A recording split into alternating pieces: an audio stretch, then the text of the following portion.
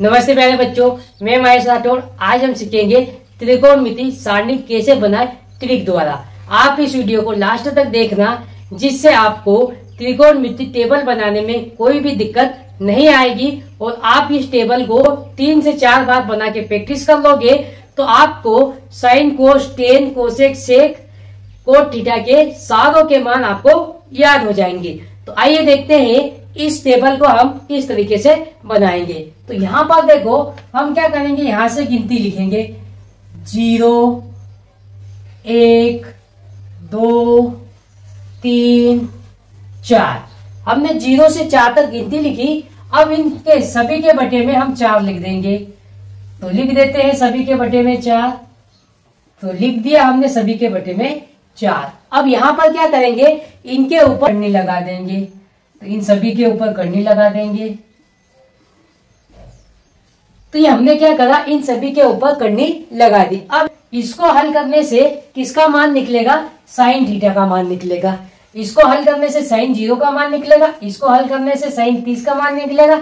इसको हल करने से साइन 45 का मान। इसको हल करने से साइन 60 का मान और इसको हल करने से साइन 90 का मान निकलेगा। तो आइए देखते हैं। देखो, 0 में 4 का भाग देंगे तो कितना आएगा, 0 ही आएगा और 0 का वर्गमूल 0 ही रहेगा। तो देखो साइन 0 का मान क्या रहेगा, 0। अब यहाँ पर देखो, 1 का वर्गमूल क्या निकल जाएगा, 1, और 4 का क्या निकल जाएगा, 2। तो साइन 30 का मान क्या रहेगा, 1/2। उसी प्रकार यहाँ साइन 45 का मान निकालना है तो इसको सरल कर लेंगे। 2 एकम 2 और 2 दूनी 4। तो 1 का वर्गमूल क्या निकल जाएगा, 1, और यहाँ पर 2 क्या रह जाएगा करनी के अंदर। तो साइन 45 का मान क्या रहेगा, 1/√2। अब साइन 60 का मान निकालना है तो ये देखो, √3 का √3 रहेगा और ये जो 4 है इसका वर्गमूल निकल जाएगा, कितना रहेगा, 2। तो साइन 60 का मान क्या रहेगा, √3/2। अब यहाँ पर देखो, 4 में 4 का भाग दे देंगे, कितना बार जाएगा, 1 बार जाएगा और √1 का मान निकलेगा तो क्या रहेगा, 1 ही रहेगा। तो बच्चों, ये हमने साइन थीटा के मान निकाल लिए। अब इसको रिवर्स लिख देंगे तो हमको कोस थीटा का मान मिल जाएगा। देखो, इस 1 को हम यहाँ लिखेंगे तो कोस 0 का मान 1, फिर इसको यहाँ लिखेंगे तो √3/2, ये क्या हो जाएगा, कोस 30 का मान। फिर उसके बाद 1/√2, ये कोस 45 का मान। फिर कोस 60 का मान तो 1/2 और कोस 90 का मान तो ये 0 आ जाएगा। यहाँ पर देखो, हमको टेन थीटा का मान निकालना है। तो आपको पता होगा कि जो टेन थीटा बराबर होता है तो क्या होता है, साइन थीटा बटे कोस थीटा। ये टेन थीटा का मान होता है। तो यहाँ पर देखो, इस ऊपर वाले मान में इस नीचे वाले का मान का भाग दे देंगे तो टेन थीटा का मान निकल आएगा। देखो, 0 में 1 का भाग देंगे तो क्या आएगा, 0 आएगा।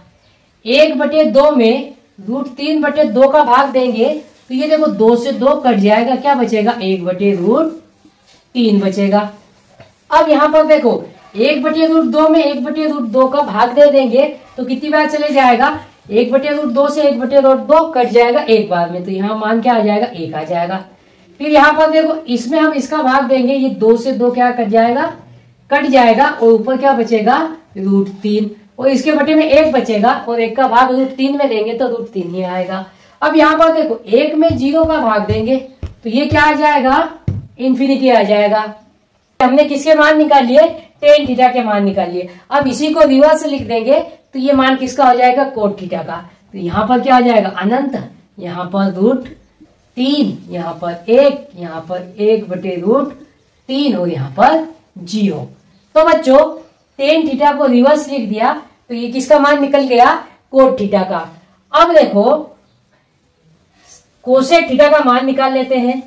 तो कोसेक थीटा बराबर होता है, कोसेक थीटा बराबर 1/sin थीटा।